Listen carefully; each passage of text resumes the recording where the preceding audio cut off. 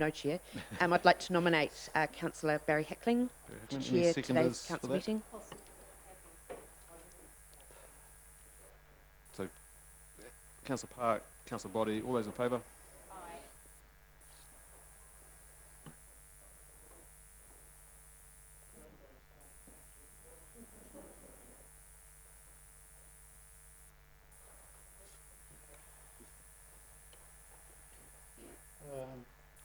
Okay, so I welcome everyone, staff and councillors, and are we on webcam? Yes, and welcome to all the people through the webcam system. I'd just like to call on Councillor Kingy to give a karakia, please, Councillor. Oh, thank you, Mr. Chairman. Whakataka te hau ki te uru, whakataka te hau ki te tonga. Kia mā kina kina ki uta, kia mā taratara ki tai. E hi ake ana te atakura, e teo, he hoka, he hauhu, haumi e, hui e, tai ki e. So we've received apologies from His Worship the Mayor, Councillor Harvey and Councillor Truman. As a mover and a seconder, please, for those apologies. And sorry? Okay, that's fine, Councillor Rankin. So move Councillor Williamson, second Councillor Stewart. All in favour? Carried. Is there any conflict of interest on any of the items on the agenda today? No?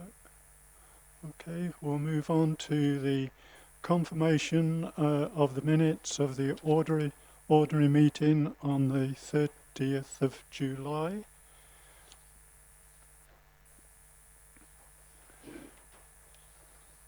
Any clarifications or comments on those minutes, councillors? Councillor Body.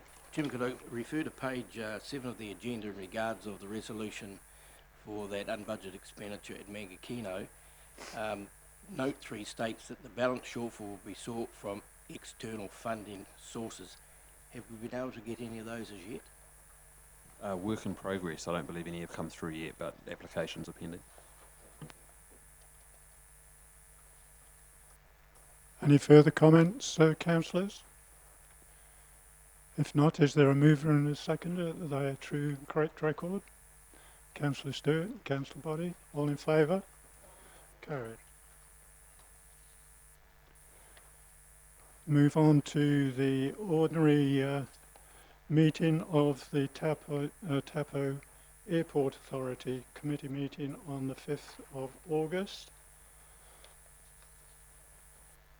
I think Councillor Jolens and Councillor Rankins on that committee.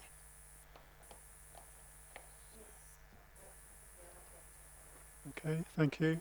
All in favour? Aye, carried.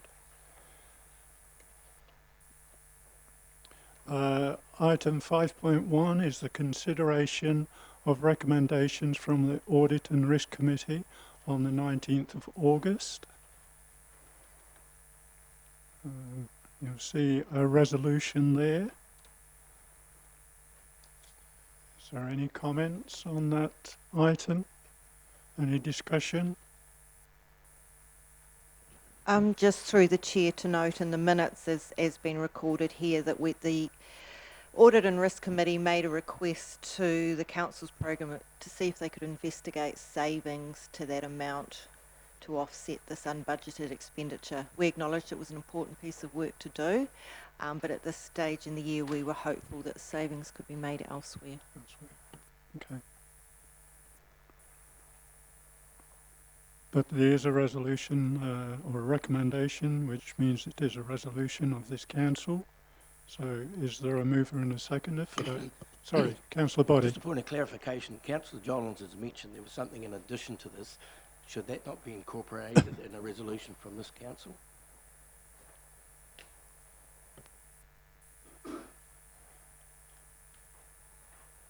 Just through the chair, at the Audit and Risk Committee, it was minuted at the time that that was our direction for staff to look at. However, it wasn't deemed necessary to be recorded in the resolution So I think if you look across the page, it's the first part of 4.5 where it says members agreed to progress the recommendation to council, however they signalled a desire for savings to be made to offset. So that was the point that Councillor Jollins referred to. No, true. Your move, Councillor Stewart. Thank you. Is there a seconder?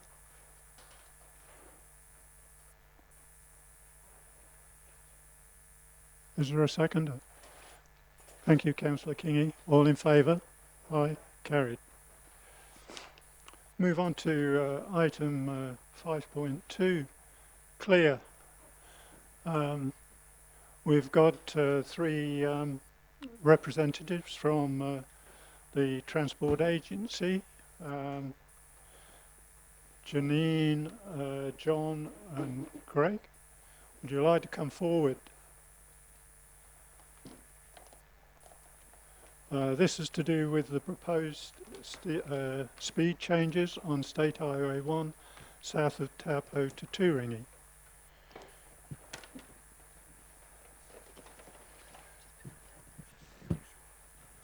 So is there a leader or are you going to share? I will introduce them first. This agenda item is basically to take councillors through the proposed speed limit changes on State Highway 1 south of the Taupo Airport roundabout to Motuapa. And I've got NZTA here to actually talk you through the processes to where they've got to now and the process from here on in.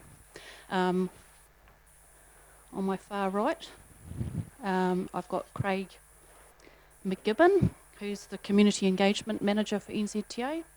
In the middle, I've got John Garbage, who's the Senior Safety Engineer for NZTA. And next to me, I've got Janine Stewart, who's the, correct me if I'm wrong here, Area Program Manager for the Waikato Safe Network Program. So I'm going to hand them over to them and take you through the proposals.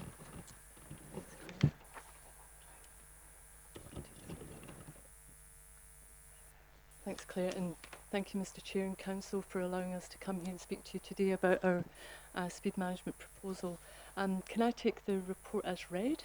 But I'll take you through it. So firstly, I'd just like to acknowledge the work that Claire Charland and her team have been doing in the District Council here on speed management, because she's been doing a fantastic job and working really well with the rest of the Waikato councils, including Waikato and Waipa and Hamilton City, who've been extremely proactive in their work in speed management.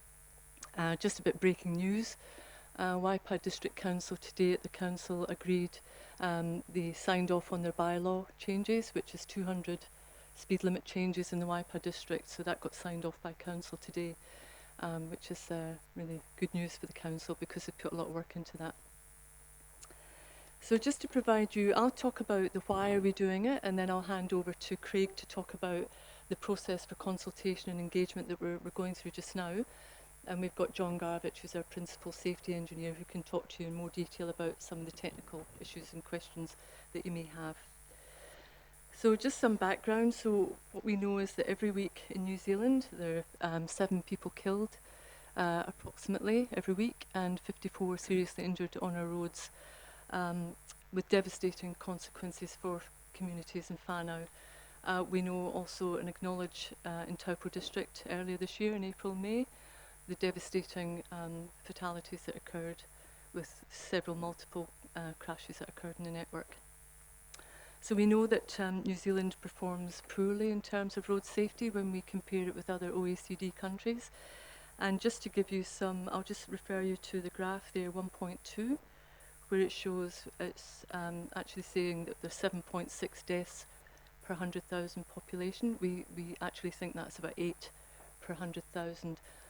Just to put that in context, if we compare that with similar jurisdictions and populations of around 5 million, we can look at Ireland, which has got 3.2 deaths per 100,000. Scotland, where I'm from, 3.5 per 100,000. Norway, 2.5. So you can see that New Zealand is really quite high up in that range. So in order to address this, the government proposed the Safe Network programme at the end of last year in December 2018. And if you recall, I presented to you on the Safe Network programme when I was here a few months ago. But just to reiterate for those that weren't there, the programme covers state highways, local roads, speed management, and also some high-risk level crossings. It is a $1.4 billion programme over the next 3 years. So we're rolling out that as we go. It's based on the basic premise of the SAFE system, which I'll refer you to the diagram here, which you're probably familiar with. But that is based on the premise that we all make mistakes. We've all gone a bit faster than we should, or crossed an intersection when we shouldn't. The premise of the SAFE system is that when people do make mistakes, you don't need to die because of it.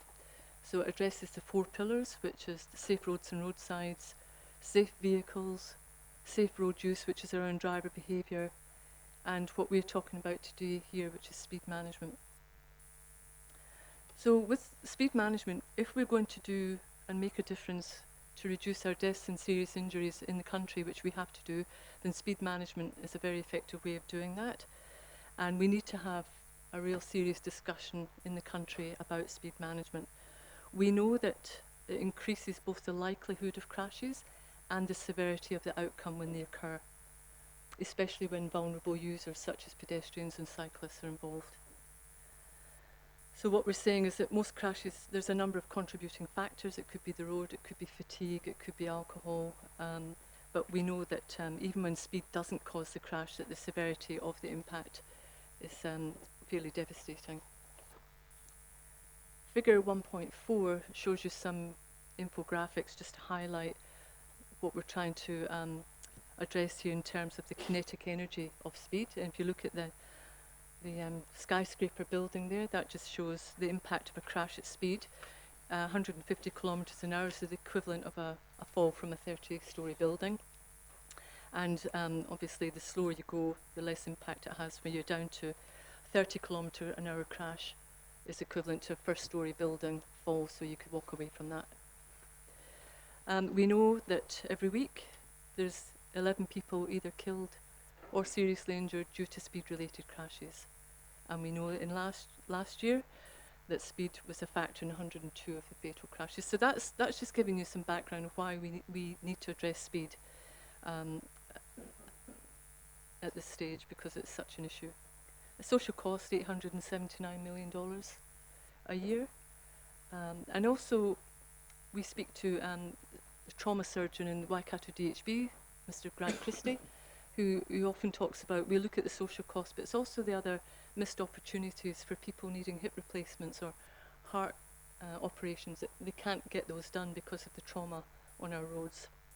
So it has a knock-on effect there as well.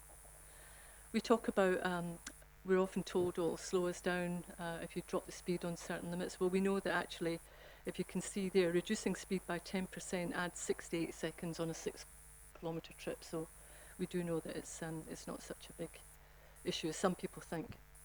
So as part of the Safe Network programme, we're rolling out speed management throughout the country. This one is the first in the Waikato, so it's the first one that we're rolling off. But we're currently identifying roads throughout the country where we can see we'll get the biggest reduction in deaths and serious injuries looking at the speed management. So the review is it is a legal process, and I'll show you the diagram 1.5. It shows you the process steps that we go through.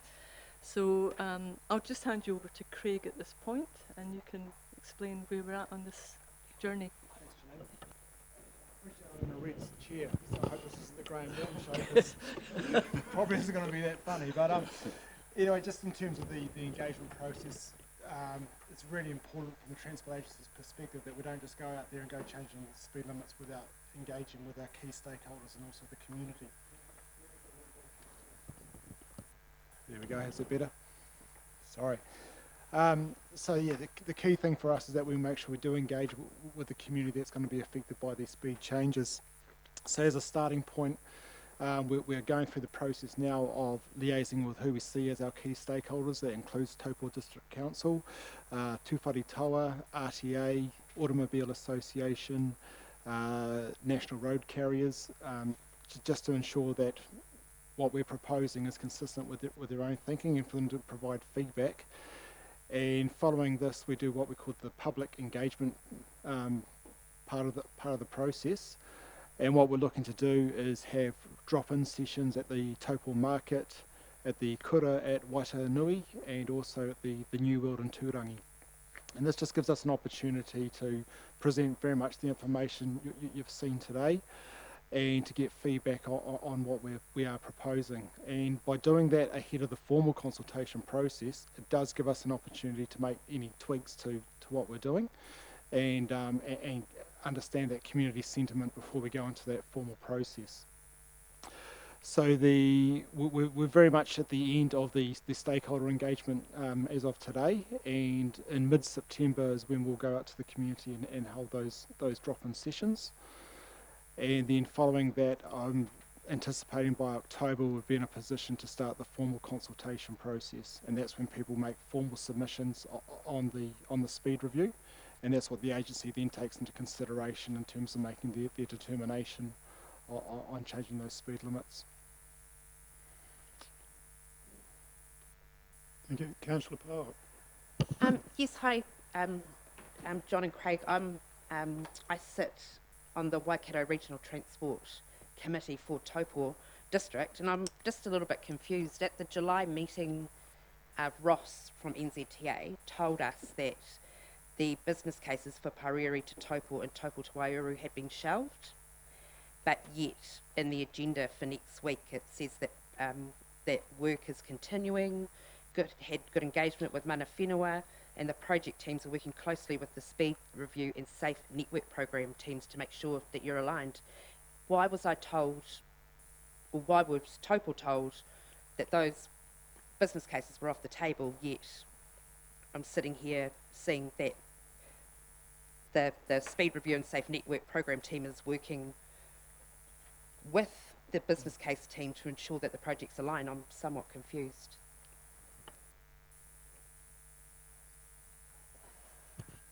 I'm not quite sure the background to that, but I think perhaps what the director was saying was that the funding had been stopped, had been shelved, right? So that was probably, yeah, I'm not quite, I don't think I was there when he said that, but I know that there is work continuing on that, so I can raise that with the director when I get back to the office. If you could, that would be much appreciated, because I will be bringing it up next Monday in Hamilton. Yep. Business cases. There's two business cases that they're talking about there. One is from Piriri to Wairaki, and one from Taupo to Waiouru. And the Piriri to Wairaki business case has got to the stage where it's to the pre-implementation stage, and they're now looking at options for moving beyond that. The one from Taupo to Waiouru has got to the stage where they've stopped putting any more ability to do the construction side of it, but that doesn't mean it's been canned. It means it's waiting for the funding to arrive, and that means that we can then align the speed management program with what's already been planned for that business case, and that business case complemented quite nicely what we would be wanting to do for speed management along that route. Just through the chair, I'm absolutely delighted to hear that from you, from NZTA, but I just hope that perhaps you can all be on the same page when I raise it in Hamilton next week. I'll make sure that happens, Councillor.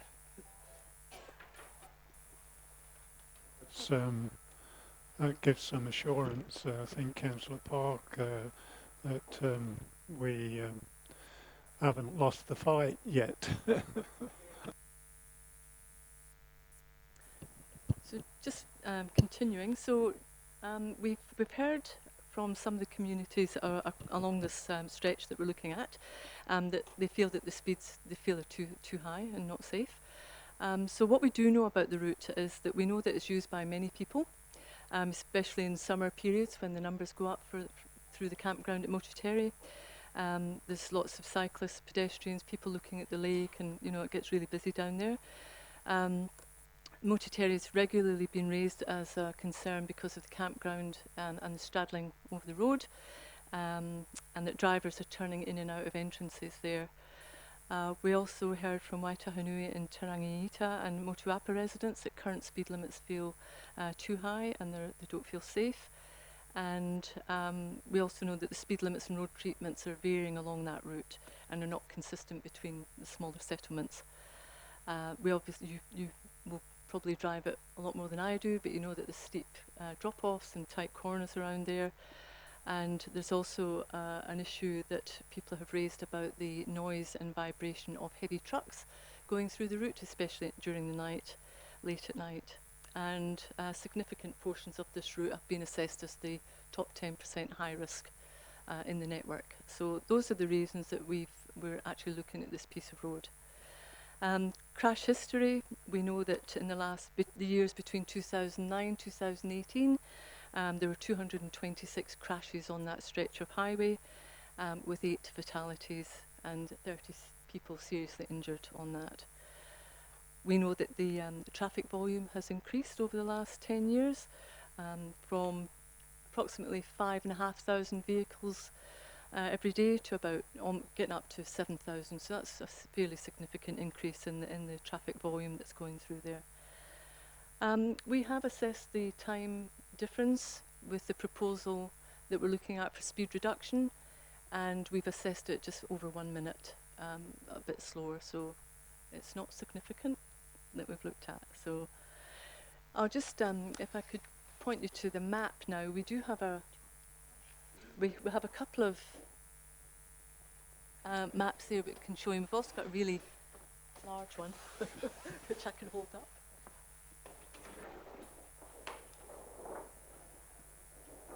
And John, I'll get John to take, do you want me to hold it? Do you want me to hold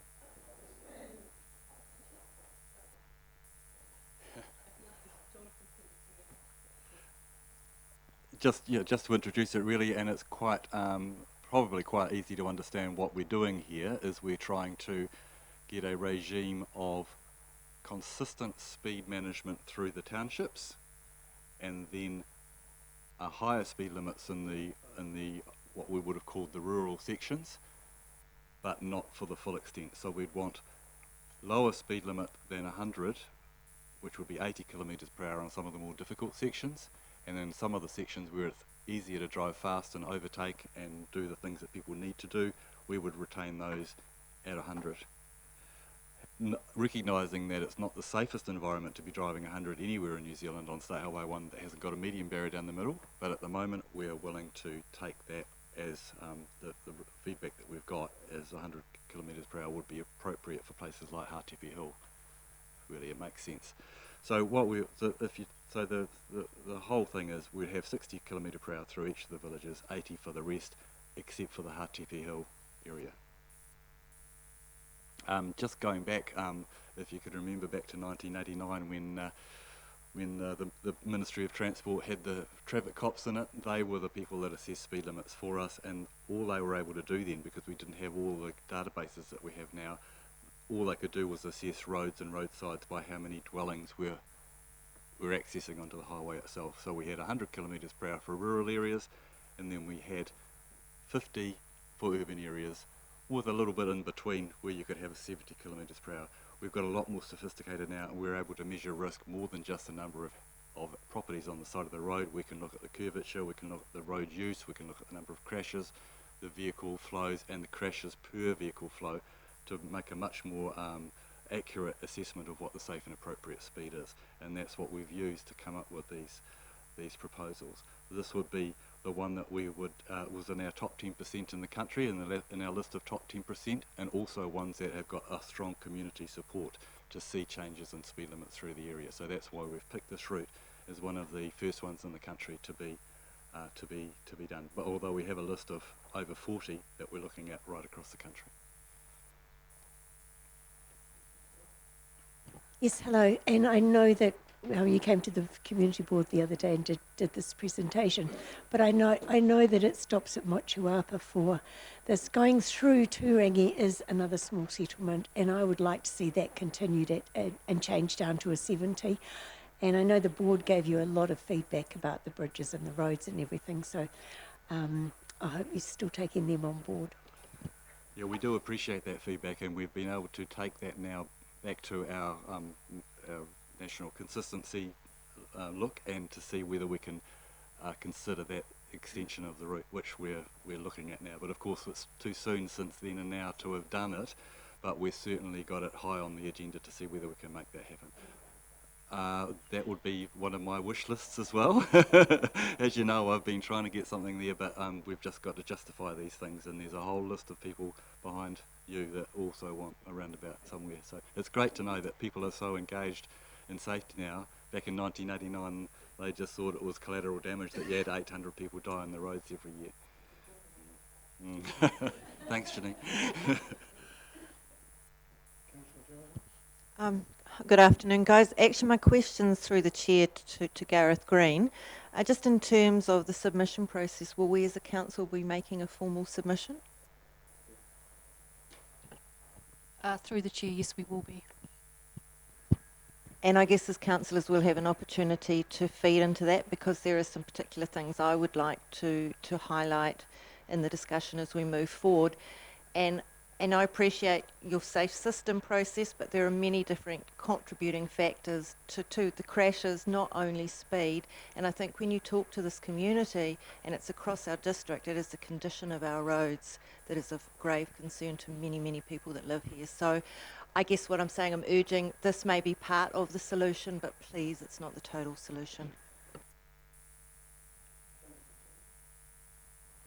Yeah, thank you, Mr. Chairman. Just supporting what Councillor Stewart and Jollins have just said, and I guess for the sake of consistency, because I've said this at the board the other week, obviously, well, I have a view that reducing a speed certainly does have an impact around those corners. As I said, 20 years in the fire service, I've seen most accidents in that stretch, so I know it all too well. But of course, another big part of this, and I think we may have touched on this, is the way that users interact with that stretch. So there's a lot of beautiful reserves. They want to interact with the lake. There's people pulling off. They're slowing down. So anything that sort of, I guess, prevents that ability for someone to whack the bum end of somebody else is, I guess, is a positive thing. Moratiri Camp is very definitely an interesting place when it's full at long weekends and whatnot. So it's I mean, I'm just surprised we haven't had any more things happen there, to be fair. And everybody loves our beloved Bully Point, or Te Porere Point. But certainly just what Maggie said, you know, Turangi well and truly has to be provided for in this. I mean,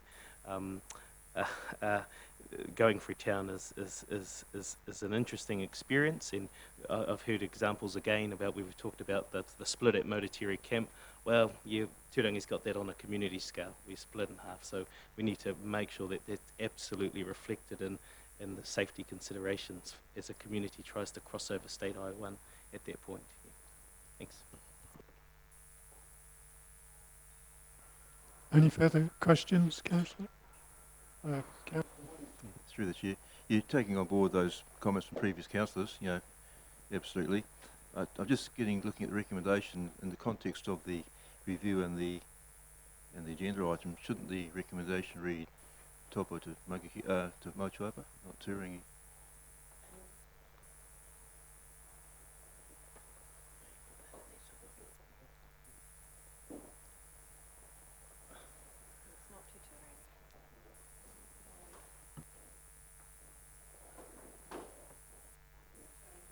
Fair comment, Councillor Williamson. Yeah. Yeah, through the chair, I support Councillor Williamson on this particular comment, and it talks to the points raised by Councillor Stewart and Councillor Kingi. Turangi is, I mean, I've sat on some hearings down in Turangi too about the intersection and the crossover, and I've seen the crash statistics, and it's an area we can't ignore.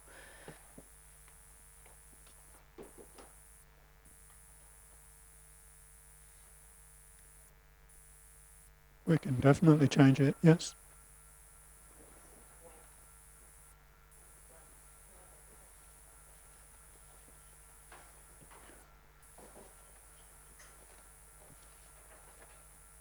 So if there's no further questions, the resolution's been changed to Motuapa. Is there a mover and a seconder, please, for that resolution? Thank you, Councillor Stewart. Seconded, Councillor Boddy. All in favour? I will just make the point. Oh, sorry. I saw Turangi in there, and I thought if we're not wise enough, that would come through reading Turangi, which meant it would be on the books for something to be done. But unfortunately, someone picked it up. Okay, thank you. And thank you for taking the time out to explain. And yep, You're welcome. all Thank good. you. Thank you.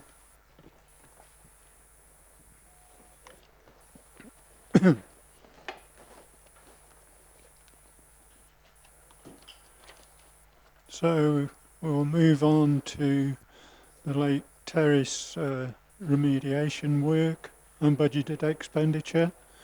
And we've got Dennis and Neil. Just whilst Dennis and Neil are getting settled, I just want to make two comments. One is obviously this was a major event for our district, and more than anything, I'm really proud of the way that our staff reacted to it, and Dennis in particular has been project managing this since day one and has done an amazing job, so just want to publicly acknowledge that. The second thing is obviously there is still some legal risk around this matter. We are being investigated by Waikato Regional Council, as you would expect. And therefore there are some insurance implications for us. So the presentation today and in answering any of your questions, we won't be able to go anywhere near any causation or what caused the event, because that is something that's subject to that legal privilege.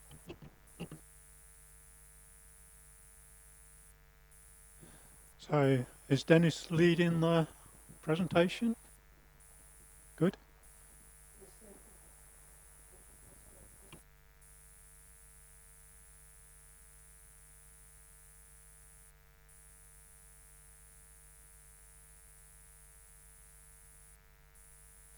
Sorry, the Ruapehu Street, we're looking at opening that tomorrow. We're still on target for opening the southbound lane towards the end of next week, and the northbound lane either the week later or about a week and a half later. It's dependent on how much progress we make with the MSE wall.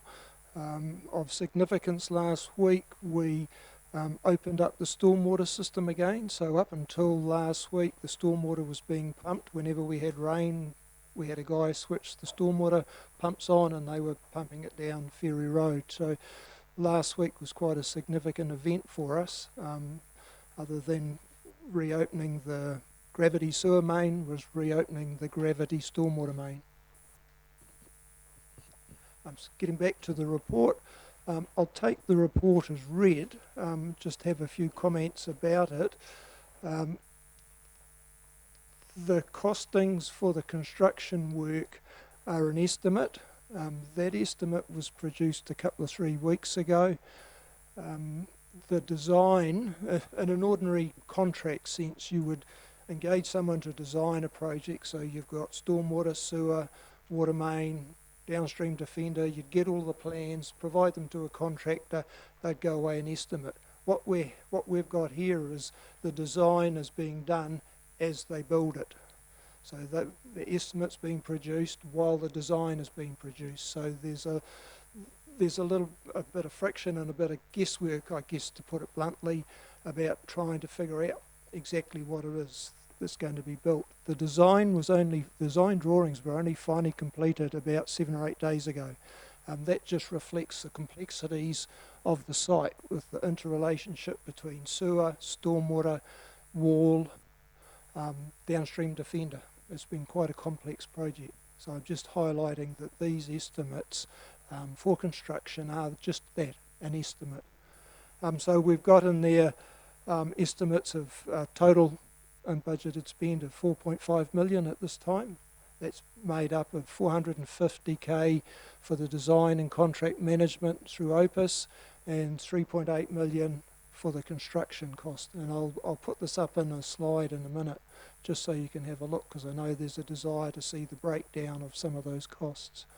Over the last couple of days we've had, over the weekend we had a couple of breaks down on the water main further down Ferry Road, and there is a desire to renew that water main right down to where it links up with the PE that goes under the harbour.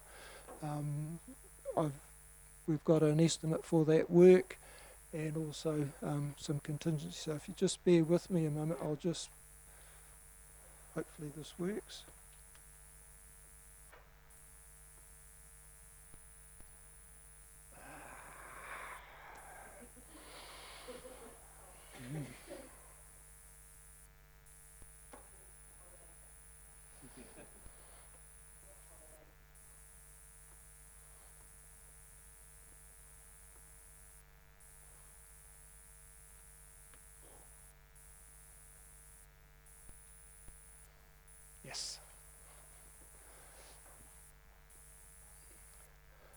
So just take you through that. So the initial response, and these numbers are in the report. The initial response was 250k. That's an estimate because some of the costs haven't come through yet, and that's across everything. The Opus Design Project Management at 450k.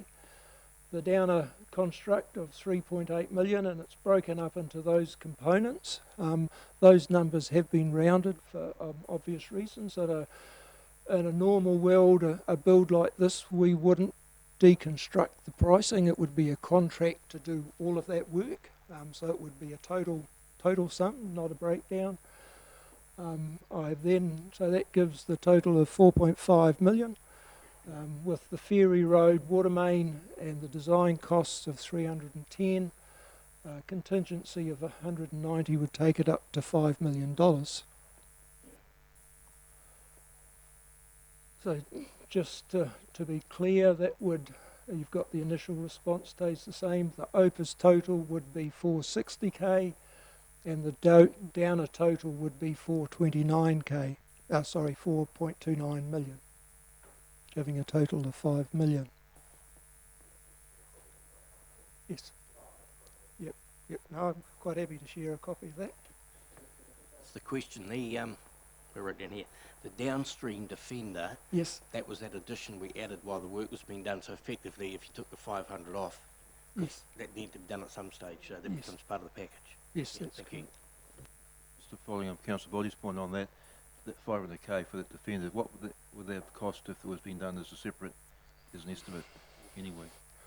I'm sorry I can't answer that Maybe more, one. obviously, And there's the reason for that. If we assume that what happened has happened, and at some later stage you wanted to build a downstream defender, it would be very problematic because the downstream defender needs to be in the location downstream of the last manhole.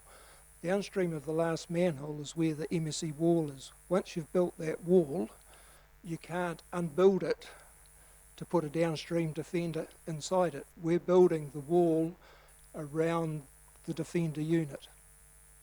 The other point on that though is that if the road wasn't closed, this work would never have happened, so we would never have got the downstream Yes. defender there. So it's just for clarity, it's the one that our stormwater engineers have always said it's the one that they wanted to do the most, given that it drains that part of the central business district. But because of the location with the road, etc., it would never have been able to be done. So that was why we made that decision really early on, that for this year we had 2 Mile Bay, downstream defender planned for 2 Mile Bay, and it was decided at this point let's put that on hold and instead use that money for this site. Now it's going to be more expensive, but it's obviously a once in a lifetime opportunity. So I wonder why we've got Neil sitting there. Could you tell us? I'm just the eye candy. Could you? Yeah. Could you tell us how we're going to pay for this, please? Oh, sorry.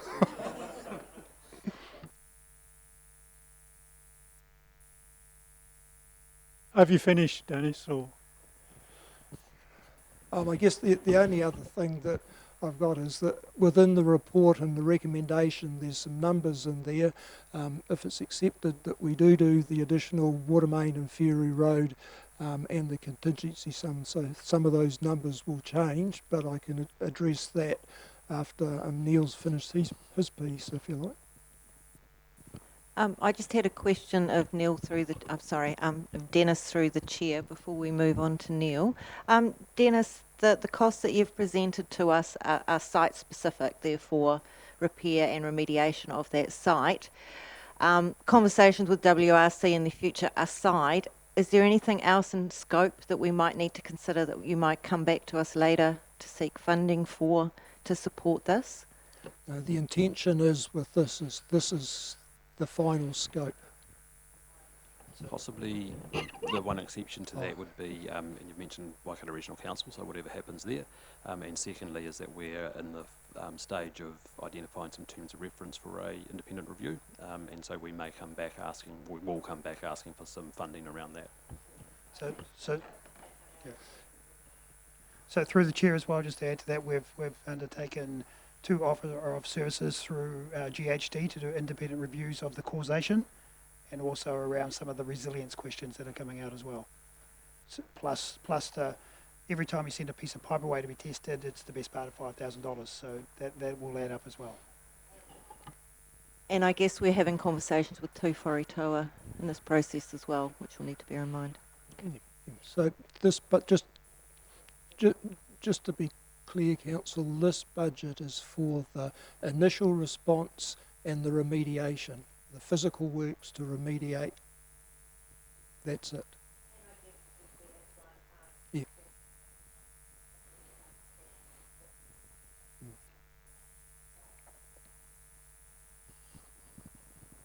So, Neil.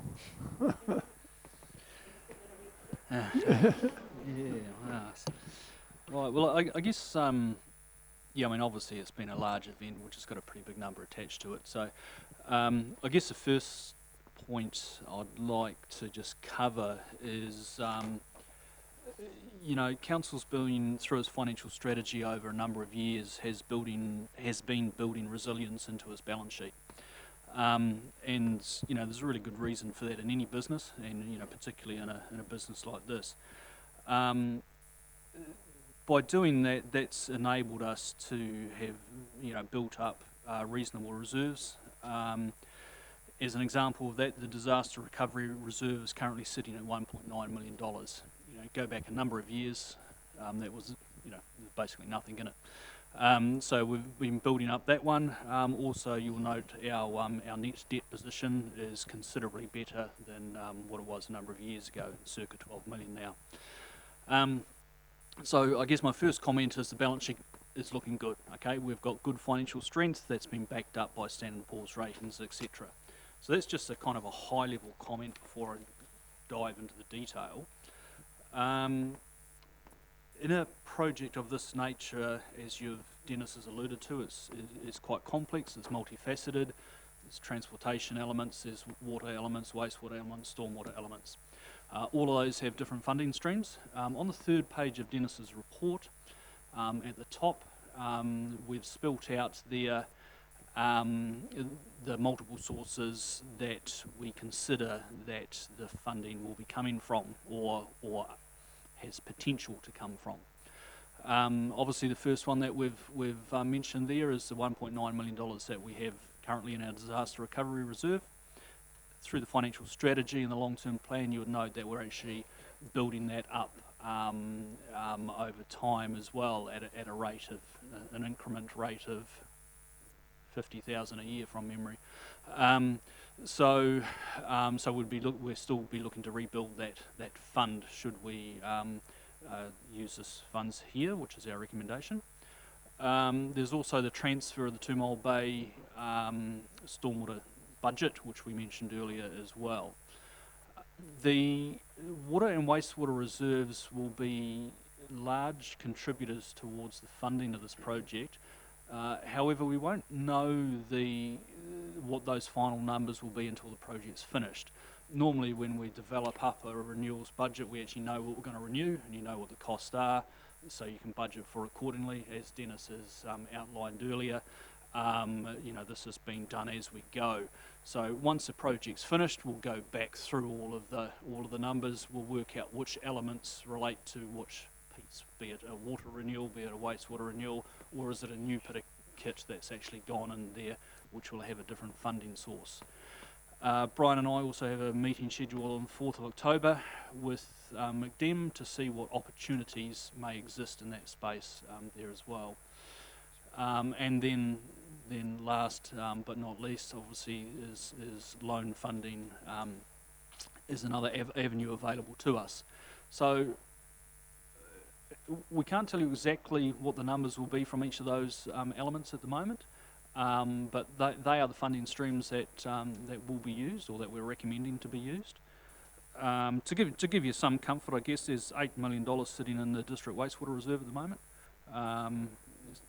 The stormwater and transportation actually come under the same reserve. There's currently $10 million sitting in there, and throughout the water reserves, there's quite a bit there as well. So As I say, it's an event that, for multiple reasons, we would rather have not happened. But we do have a strong balance sheet, and we are able to absorb these costs. There will be obviously a knock-on effect to delay in other programs. All of that actually helps with the funding as well, and there's potential substitution elements available to us also. So I hope that kind of covers that. Yeah, thanks, Neil. Just in regards to the TEL fund, I'm just curious as to why that wasn't a fund to be looked at, considering the emergency nature of what happened and how we sort of were able to use that for Waiora House. Sure, we did consider that, but we felt that with the disaster recovery reserve there and the other funding options available to us, that we were comfortable to cover it this way. Thank you, through the chair. Just noting Councillor Park's question about the TEL fund. My understanding of part of the rationale for the TEL fund was because we self-insured that was a fund that helped offset emergencies such as this. So if, I guess what I'm trying to understand, and particularly with the water and wastewater reserves, because a lot of those projects will be interrelated, I don't want to be shifting as we look about priorities, how we manage those projects and whether they move into subsequent years or how that's going to work. I'd really like to understand that as we move down this path, because we need to just make sure from a governance perspective that the priorities are in the right places for the infrastructure, and because I think there will be other ramifications.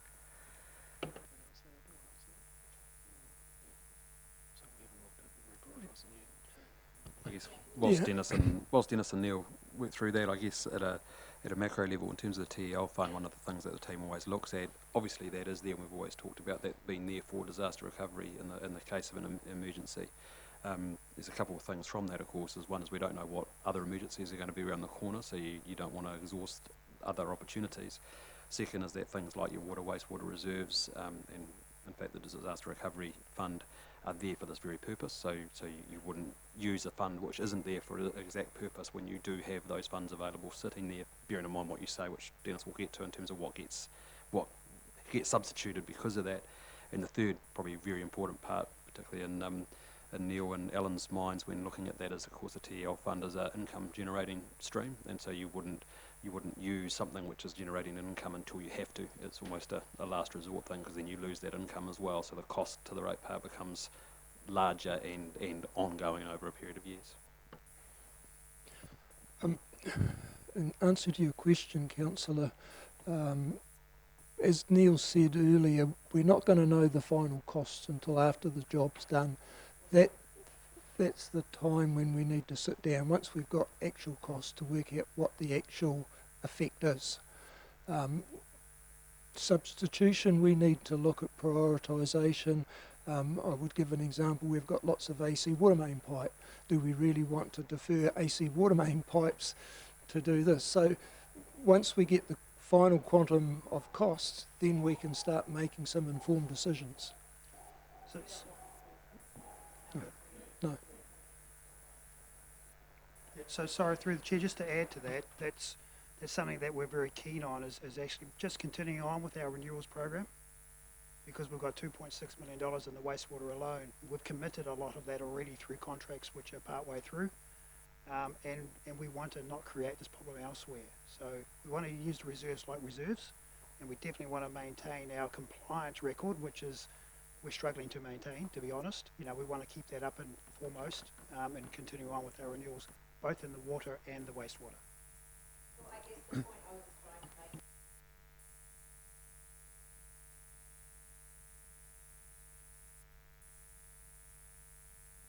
Councillor Body. I'm quite happy with the way this is panning at the moment, with what the officers of the council are looking at. I'm very pleased that we're going to leave the TEL fund alone. But I think also if we look at the reserves in both wastewater and water, and I think it's not only reserves, it's the renewals. There's about 10 million sitting there between those two. Until we see what we can get from those other two potential funding mainly the potential funding, is this too early to say which comes where, or do we leave it in your hands? Yeah, I mean, it's too early to give you the final numbers, but I mean, our recommendation is that these are the funding sources that we would use. Any further questions? I just, I hope the councillors agree to include the renewal of that water main down Ferry Road. I think that's obviously fairly important. We've had a couple of breaks down there, and I think that needs to be included somehow, either in the resolution or somewhere. Yes, Councillor, as I said earlier, what I do is once all of the discussion about the report's done, I then take you back to the recommendation, and providing council agrees with what you were talking about, including that water main and the contingency, then I would take you through the recommendation, change the numbers if you're happy with that recommendation. It's only the numbers that will change, and then you could make your decision. Dennis, just before you do, the one thing that a couple of the councillors have asked me about is when we do that water main, what's the disruption likely to be to the road and to the surrounding area? It wouldn't be fenced off like the current water main has been. There is going to be some disruption to traffic, bearing in mind that I only asked the contractor yesterday to provide a price. He hasn't yet got his head around exactly how he's going to manage the site. What we'll be trying to do is manage it as best as possible. There'll probably be some form of road closure, but it may well be a stop-go situation. But what we'll be trying to do is manage it so we retain access to everyone that might be affected. I suppose the Ferry Road portion wouldn't interrupt quite as much as perhaps further down the Lake Terrace.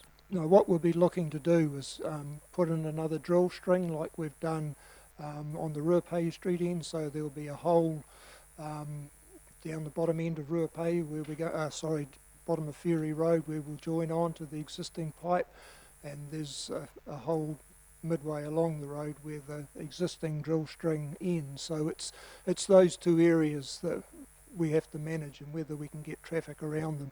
As I say, it might be stop-go. Yeah, just further to Councillor Hickling's comments, though, there are some businesses down that far end of Ferry Road that have suffered. I mean, you go down to that coffee cart there, it's actually closed at the moment. And there are businesses and tourism operators down there that have no through traffic. And so it is quite a serious matter for a lot of those businesses. So any extensions of disruption could make a big difference to those businesses. Thank you. The Ferry Road water main, where does that go to? It goes into the harbour across to Nukahau. The reason I raise it is, remember, if we go back to the last long-term plan, I advocated that we retain the water treatment plant in Acacia Bay in case of emergencies. I think this might be a little bit of a warning that those pipes go down. There's one over the bridge, I believe, one across the harbour. That whole side of this area here, including out Hooker Falls Road, have no water.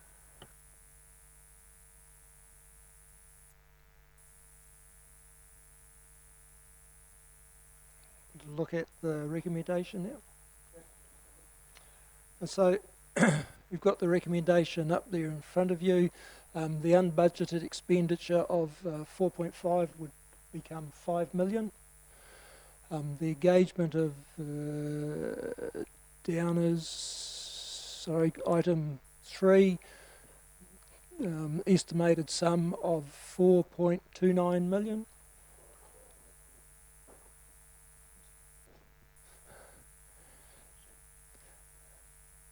And the engagement of Opus for an estimated cost of 460,000. Through the chair, can I just ask a question? Because you don't know what the final costs or anything are, Downers are aware this is not a target. the lead project manager for council is well aware that this is not a target, and the lead project manager is being very, very careful about how much it costs. So through Cheney, can you just change that to 5 million? Thanks. Not $5. Yeah, thanks.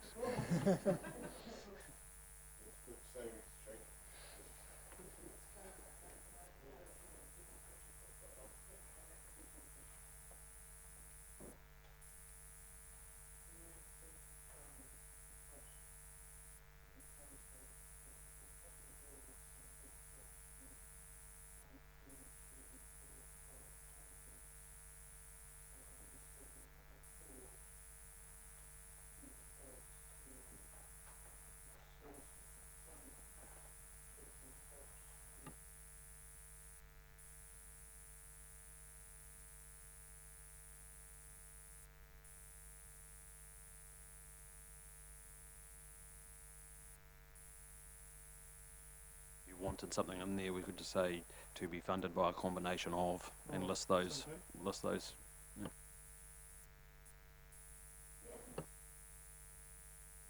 Well, it will be minuted, but I'm just making a point.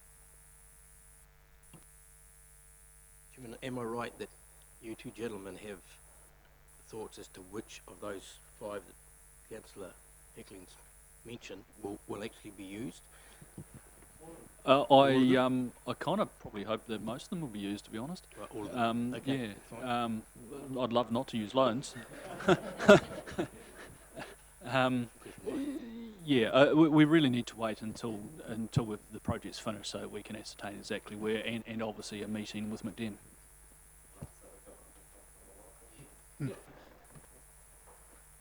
Look, through the chair, I'm quite comfortable to cover those funding stream conversations in the minutes, but I guess I'll leave that to the chair. I just wouldn't want our resolutions to read like our minutes, that's all.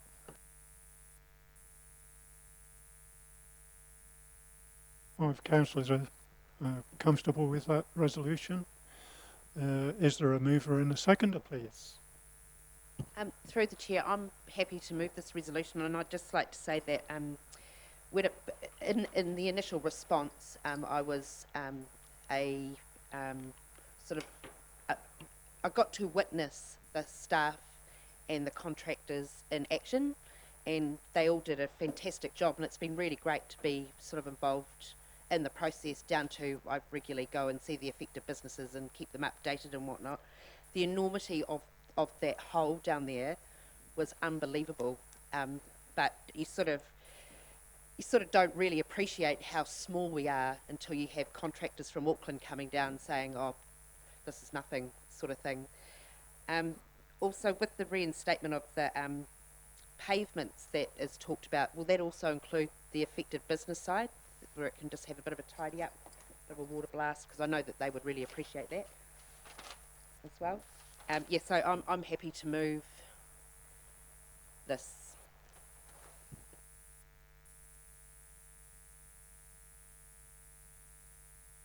So I'd like to make a comment regarding the fact that our head contractor Downers, I think it's sort of spelt out to me that it's probably wise having a big contractor, because we was able to pull in from Auckland and their bigger company to give that service to this particular project. So it gives you a bit of comfort in terms of dealing with some of those issues. So I don't know how Dennis feels about that comment. I would agree with you, Councillor Hickling. I think the other thing that a company like Downer bring to this type of project, and I think Councillor Park mentioned it, they've had expertise in large, complex situations, and so that management is something that you can't get unless you've experienced it, and they've been able to bring that along as well. Okay, well, it's been moved and seconded. All in favour? Aye. Carried.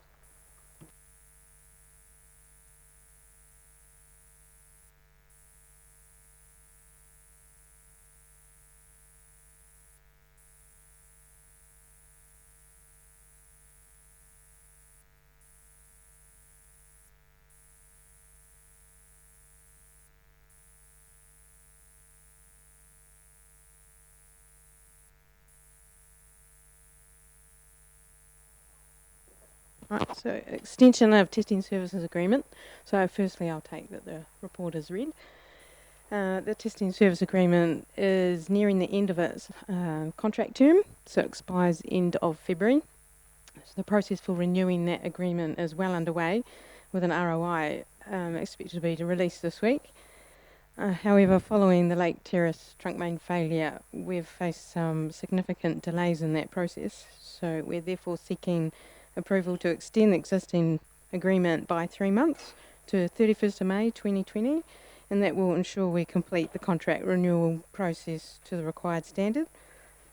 And it will also provide the current contractor with some extended notice, which would be appropriate given that they've supported us very well with the events of the last couple of months. So I have a recommendation there, and a bit of an embarrassing correction to make, because the total cost given there is for 2 months, not 3, and it should it should read 17406.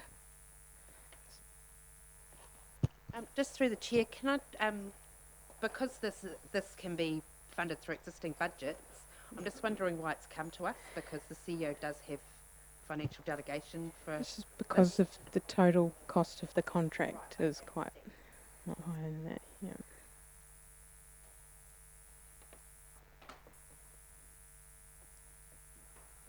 The resolution's been amended.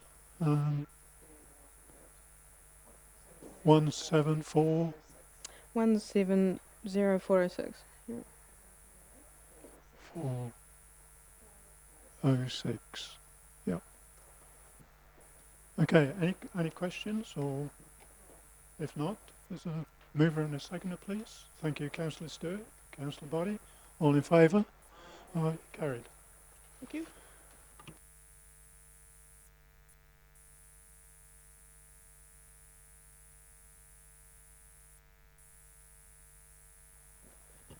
Good afternoon, councillors. Sorry to bring a project like this to you on a day when you've just had big numbers thrown at you from Dennis. And, I guess what this paper is about is detailing the change required to the Kinloch wastewater treatment plant works program. Sort of been signalling over the last year, I suppose, through the monthly reports that there's a process review been going on and some changes are going to be needed. And we've got to the point now where we know what those changes are, what they're required to be, and what it means is bringing forward the budgets that we've got in the current work program as it stood, and increasing that budget by approximately $2.8 million. And the fundamental change there is it's a step change in treatment process. Basically, it's going from what we call a sequencing batch reactor process, which is a biological treatment plant, to a membrane process, which you can get more capacity in a smaller area and a higher level of performance, so a high level of nitrogen removal. And the reason for this is for the timing, there's two bits that have affected it. One is Kinloch's growing quickly, and we did have a flow meter issue which affected our calculations. We've had a bit of a problem with data across all our water and wastewater sites for the last couple of years, and we've been investing in that pretty strongly to sort that out. So yes, it's going to cost some more. There are some benefits of improved nitrogen performance, nitrogen removal, but the main benefit is that it's a longer term solution. It means that the current, it'll deal with the scope of the Kinloch structure plan. We won't have to be coming back to do anything else at a later date. It also has the ability to be expanded further beyond that if the Kinloch structure plan ever was to change. Not saying that's on the books, but things change. Whereas what was in the plan previously, process review identified that was going to have some deficiencies. At first thought was it would be a tweak to get it there, but it's actually more fundamental than a tweak. It's a change in treatment technology. So any questions? Councillor Body. Thank you, Mr. Chairman. In the first page under that 5.5 it states proposed change in 18-19 year you've got shown 1743 1.743 million. Yes. Yet our annual plan for 1920 shows 1.7. So yeah, this is always a source of confusion. It's depending on whether you look which table you're looking at in an annual plan, because there's inflated values and non-inflated values, and yeah, it's confusing. The 1B and figure. I think I changed the table back and forward a couple of times. Which one do I put in? You're more likely to recognise those numbers, so that's what I went with. Thank you. Oh, hi, Michael. Look, I remember when you came to the community back at the LTP time and we talked about asset management and what we were planning. I don't think at the time, though, that we indicated to the community that we had some doubt on the process that you mention in this paper. I guess we need to confirm in our own minds first before we, I guess at that point in time we thought the change was probably going to be a tweak more than a kind of step change. Because I do remember also at the time the community saying our feeling of growth and what's happening there is bigger than what you council were telling us. So I guess the lesson here is maybe we should take some more of those signals sooner, because we now need to go back and talk to the community about what is happening here. And one of the questions they're going to ask us and we need to be able to answer is, if a lot of this additional investment is growth, how much of that is being paid by the development contributions made for the development of the new sections that are contributing to this?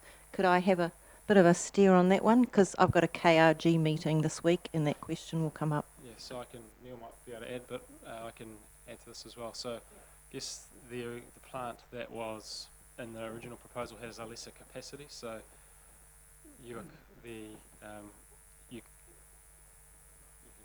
correct me if I'm wrong here now. So so the way you work out the DC for that on the wastewater front is you divide that cost by the units of capacity that it provides. So this plant, although it is more expensive, it provides more units of capacity as well. So you've got opportunity to collect greater on it. Yes, that's right. As the town grows.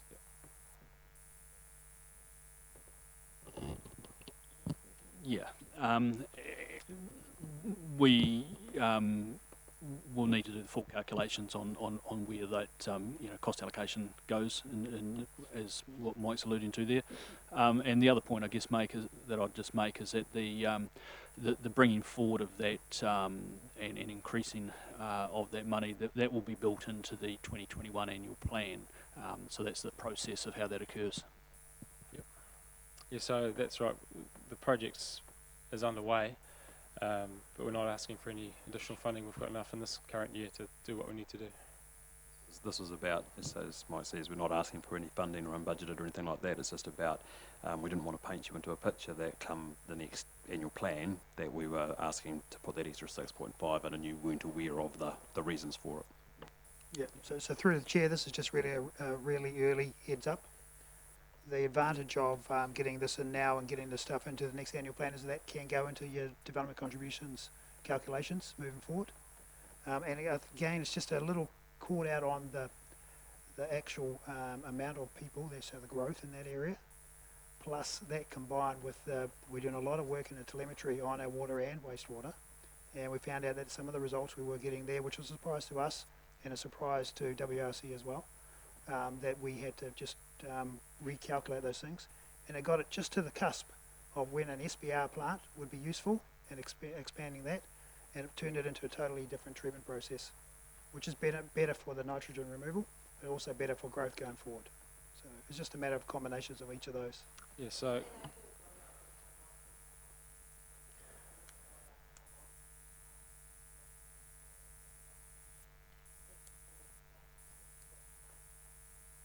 I guess it comes in an environment of increasing pressure from regional council as well across all of our water and wastewater consents.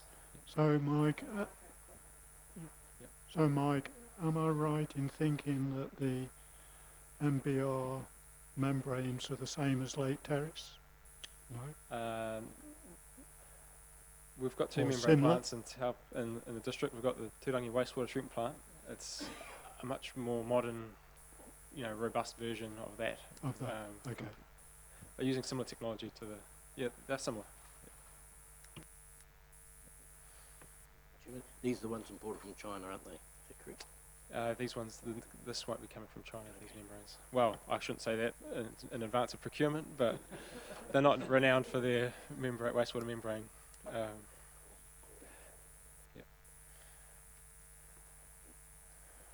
Any further questions? Well, Mike's here. Okay, there's a recommendation there. Thank you, Councillor Jones. Councillor Williamson, all in favour? Aye. Carried.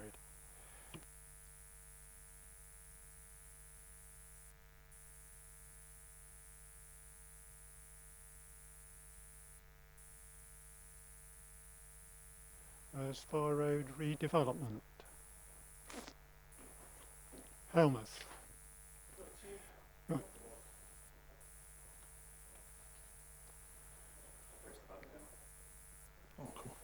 Kia ora, Chair, Councillors. So this is item following on from our workshop on the 13th of June, where councillors indicated a direction of a rebuild on 129 Spa Road, incorporating the existing contract that we have with our community, the Youth Hub LTP project, which is scheduled for next financial year. So the recommendation is to direct council officers to develop a plan for the site and then come back to council for approval of that.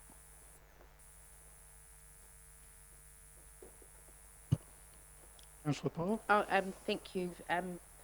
This is something that the youth centre part is something I advocated for 3 years ago, and something that I was really pleased to see made retained in the long-term plan. I was really, really impressed with Anamata Cafe's submission to the LTP at the time, and about the different possibilities and partnerships with funding and staffing and things going forward. So I'd happily move this with great enthusiasm, Councillor Hickling, and yeah, look forward to seeing what comes back. Yeah, just on that, Councillor, so we've currently got 700,000 in external funding applications out there. So with Bay Trust, we've been moved to the business case scenario, which we'll present to Bay Trust in the next coming months, and an additional 400,000 with 2 other funders as well. Through the Chair, I absolutely support Councillor Park's comments. I will second the recommendation.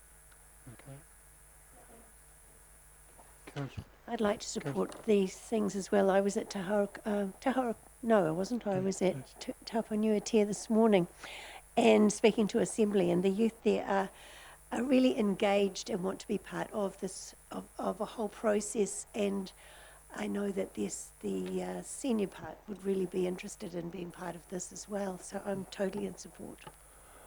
Just further on from that, Chair, just through the Chair, I'd like to acknowledge Wate Liwai, back there, who's been part of the process since 2015. I just have to make a comment. I can't let it go without making a comment that at least you considered Hickling Park for this, and I would have been really pleased, but I can see the benefits of it going into Waiora site. But yeah. Okay, it's been moved and seconded. All in favour? Carried. Thank you. Kia ora, councillors. So I know the resolution's passed, Chair. Just want to confirm that you're comfortable with the rebuild of Waiora House, because the paper is 2 parts. Kawai? Very good. Thank you, Chair. Okay. Are we all comfortable with that? Just that the recommendation talks about, firstly, the rebuild of Waiora House for a social development hub, and the second part is to include on that redevelopment a youth hub. Yeah. Yeah, I don't think I was at the workshop at that particular meeting. Kawai. Just within that, within the recommendation, and I support it totally, but the concept of what Waiora House as was would look like in a new situation will be another discussion. But that's my understanding. That's what the master plan does, is identify what that looks like. Yeah.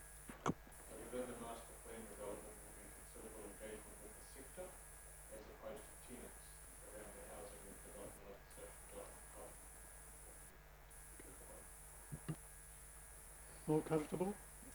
Yep. Okay, thank you. Council's June financial report. So, Gareth. So through the chair, Ellen can come up and we'll start going through the financials and the performance level, but performance measures. The only couple of things I'll mention is and she's obviously away today in Australia with her boy, but obviously I have my first councillor confirmed pre the election, so Councillor Truman goes unopposed, which is great in terms of having that first councillor up, as well as the Turangi subdivision part of the Turangi Tongariro Community Board, and with 4 new members there. So so that's a good step in the right direction. Obviously we've got elections coming up, as you're all fully aware. The only other 2 points I'll just highlight from my report is obviously the Kittle Drive, Arrowsmith Avenue, Napier Road changes, which we're about to commence. We've just started the communications around that with some Facebook comms last week, with a fairly good response from that. And then the last one, a little bit of good news in light of all of our emergencies that we've had, is the Otamuheki Hot Stream being a finalist in the Keep New Zealand Beautiful Awards in 2 categories, actually, the stream itself and also the toilets. So we're not a finalist for the most beautiful large town this year, but we are still finalists in that award, which will be decided in a dinner in Dunedin in October. That will go to Alan. Thank you. Through the chair, this is work in progress as far as the year-end financials. As you understand, we are currently going through a 2-week audit by Audit New Zealand, and these numbers here are in a similar format to which you've previously received on a monthly report. They will be different to what is actually the audited annual accounts, because they don't include any revaluation of assets and things of that nature. But basically we ended up the year in a favourable position, 2.8 million ahead of the full year budget. And as far as our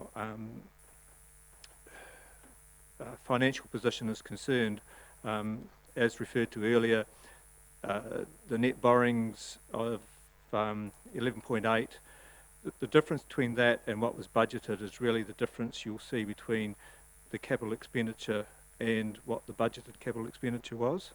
So it's about 16.6, 16.8 difference between the two. So that's, if we had spent all our capex, then our net position would have been about the 28.4, which is shown as the full year budget.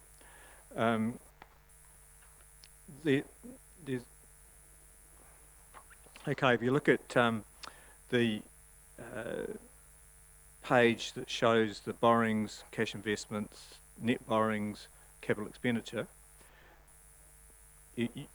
you'll see a full year budget figure underneath.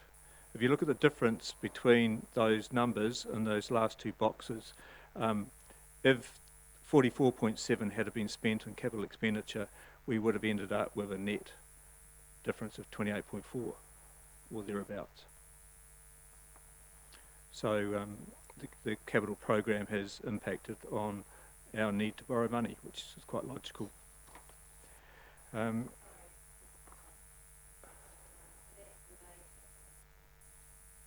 Yes.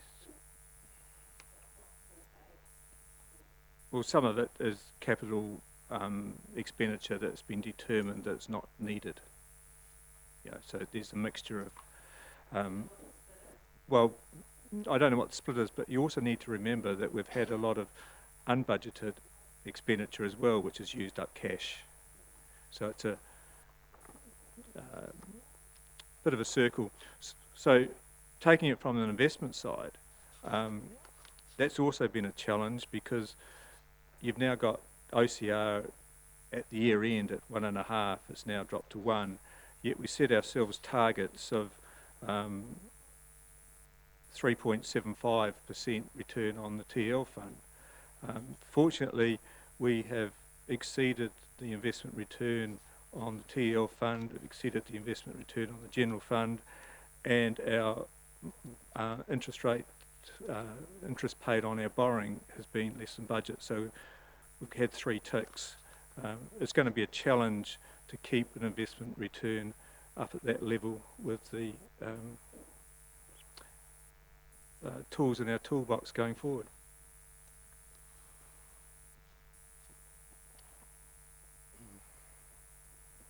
Just looking at that, thanks, Alan. With Roseanne's question, looks like the wastewater one is the one that's the most significant. About $4 million to $11 million budgeted, and about 4.4 actually spent. That's a good graph. It gives a good illustration how to break down Yeah, the actual budget here. Yeah, through the chair, I'll let Kevin speak to the 3 the waters reasons. and transport. 52 is it?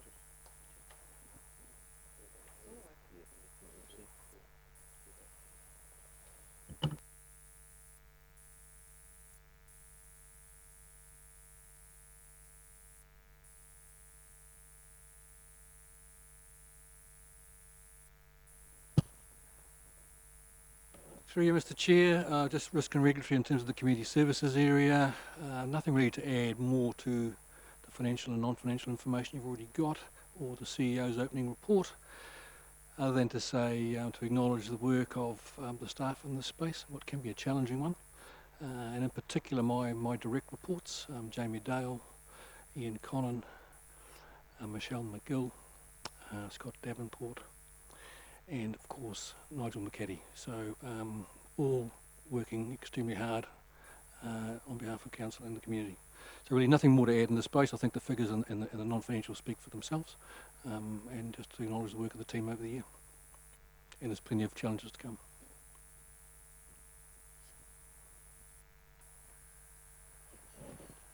Any questions of Brian? No? Thanks, Brian.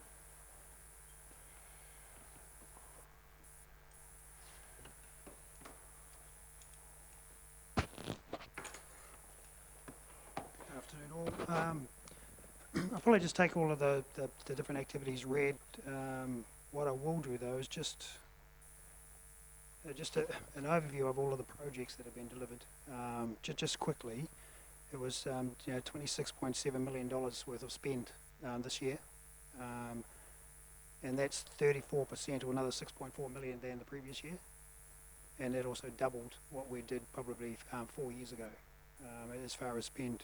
And there's also another $0.8 million worth of unbudgeted work that was finished in the financial year as well.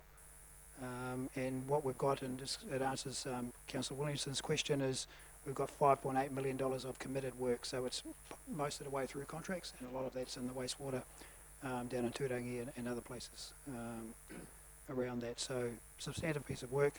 Obviously the team, as in Brian's area, been working exceptionally well with all this other work that's on top of that. And through the year, emergency seems to be what we've done this year with Wairua House, with asbestos in the landfill down at Turangi, with Aerosmith. The list just goes on and on. And in the compliance area for this team in particular, the bar has just risen so much in the water sector and also in the wastewater sector as well. So there's a lot of stuff there that we're having to play catch up on to make sure that we're, the status quo is not acceptable. We have to be improving just to stay above that bar. So I'll leave it at that and take any questions. Thanks.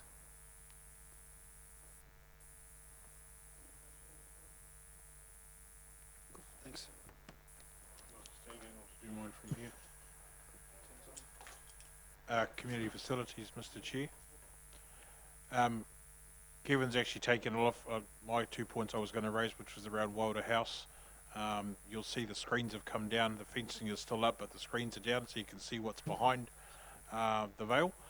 So we're just waiting on final completion or final testing of the soils, and at which point we'll be able to get on with landscaping and getting that back to green space while we do that master planning process that you just approved. So the community facilities space is very much working through that. Obviously Kevin's comments around emergencies is very topical, but there's also some other projects going on at the venue space and also the event centre and the wastewater space. So that's the only update I have.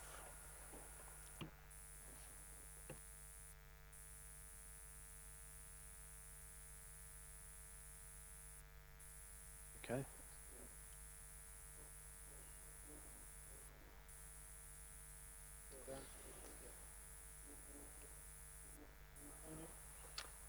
I haven't really got anything further to add to what's there.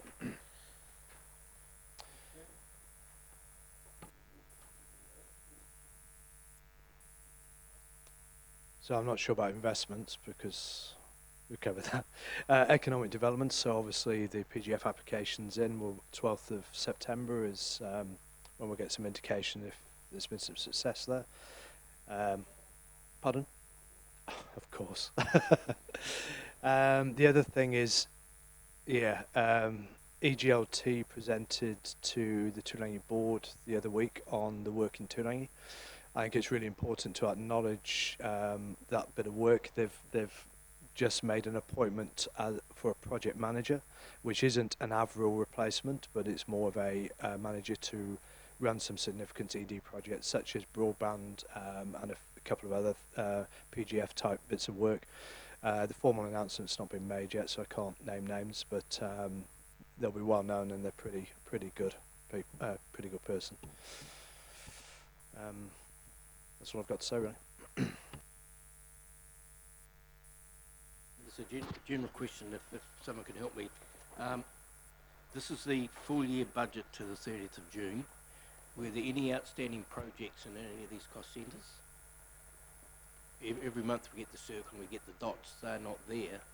And most of the items will have full year budget 00 or full year budget 3.7. Why aren't we getting the 12 months of expenditure in this last financial report?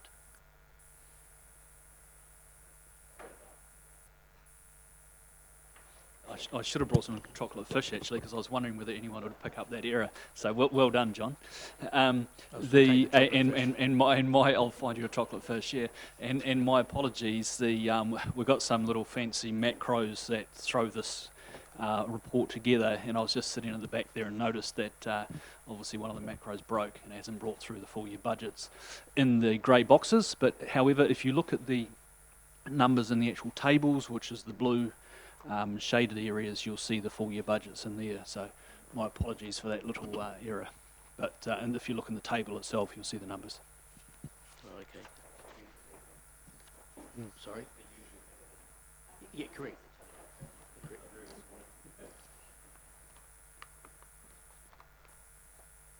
Okay.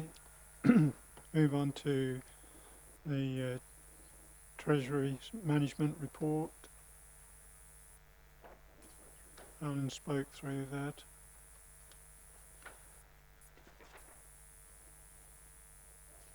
So that's it. So just go back to the resolution, and we need a mover and a seconder that Council notes the information contained in the financial report for June 2019. Councillor Williamson, Councillor Jolens, all in favour? Aye, carried. Right, item 5.8, which is engagement for September. So Dates Mr. Chair, down there. yep, there's still a bit of work to do for the month, and got nothing further to add at the moment. We're still trying to find out a suitable date for the NRB survey presentation that Tanya spoke to you about earlier. And we'll let you know when we've managed to nail that one. And then the only other one there is Zone 2 meeting in Whakatane, 19th and 20th September. Anybody would like to put their name down for that?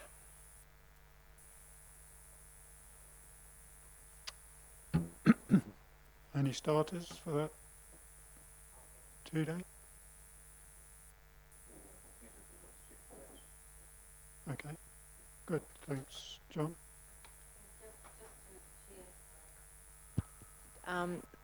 The survey that Tanya's talking about, are we able to get a hard copy of that, or do we have to wait for a meeting?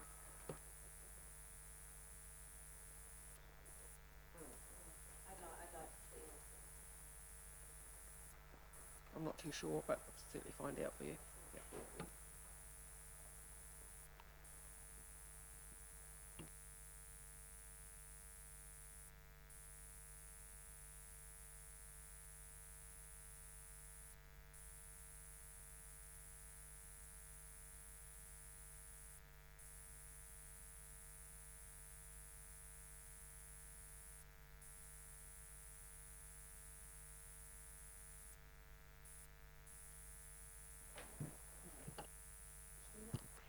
Yes, I've just been lucky enough to be going to the colleges in Taupo this month, and I was at Taupo Nuitia this morning, and I'll be back there on Thursday. And I was at Tahara College a few weeks ago, and the engagement that is coming through from the youth of those colleges is amazing. And I'm pretty sure that council will have a lot more positive engagement with our youth coming up. It's been really, really rewarding. Good. Thanks. Thanks, Maggie, for doing that. Any other comments? Need to take these glasses off, I can't see. I'm getting old, middle-aged disease, they call it, for the eyes. Look, I just had two verbal reports to give. One was to do with the Museum and Arts Centre. Councillor Hickling and I have had a few meetings with some of the key stakeholders in that mix who are keen to understand the next steps in this process. And we've had some conversations with Philip King as well, acknowledging that the funding for this new process doesn't actually kick in until July next year. But what we're trying to do effectively, long story short, is get all our ducks in a row. We're looking at putting together a working group of key stakeholders to help input into that process, and working with Mr. King to have a look at what the different funding streams are that we'll need to apply to for the balance of this, because it's 1/3 us, 2/3 everyone else, looking at what some of those parties' requirements will be to put forward bids for funding, and we're going to sort of backfill it to get us through the process. But we are getting some traction on there. We still have a lot of enthusiasm from the community for this project. So I'd just like to thank Councillor Hickling for his help on that matter. Just the other point to acknowledge, a couple of months ago you guys approved funding for me to attend the Opus Making Good Decisions Chair Recertification course. I just wanted to report back that I've attended the training, done the assessments, and I have got the certification chairmanship. Should be up on all the ministry sites now. So thank you for that, and it was a lot of work, but it's done. A couple of things. Acknowledging Councillor Jollins as the advocate for the Friends of the Museum. We both attended the AGM on Sunday, and it was actually quite a good turnout. I think they were pretty happy, about 20, I think. So it was quite heartening. There's a lot of conversation around about the potential new museum going forward, the next long-term plan. So the second thing, I went to the Lake Taupo Catchment Committee meeting on the 29th, and where Kevin, along with Kevin, who presented a report on the incident down the lakefront there. Sorry, that just reminded me, Anne McLeod is stepping down, and tomorrow there is a farewell cup of tea for her. If you just give me a second, I'm sorry, I'll just check my diary. Starts tomorrow. Sorry. Can you please give me the detail?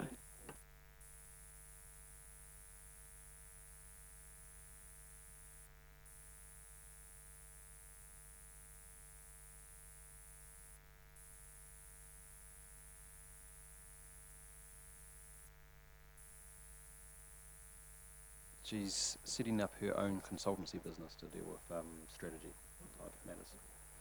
So yeah, we're looking at engaging her for one particular piece of work, which she's we're working with her at the moment. And there was 4 councillors that we had lunch with a party from Shaoxing on Friday. Yeah, cool.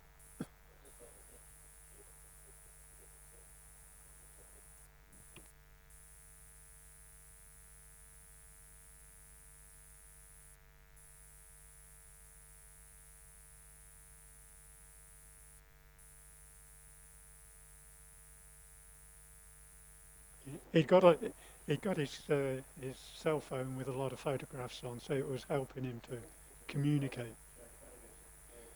Yeah. Yeah, yeah, yeah, yeah, yeah.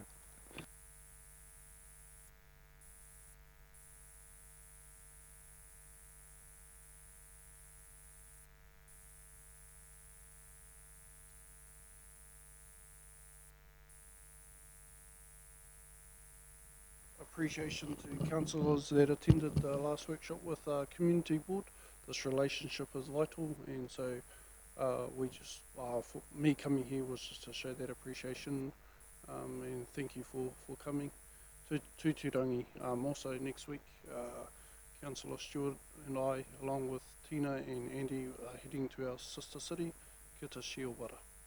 Thank you. Thank you.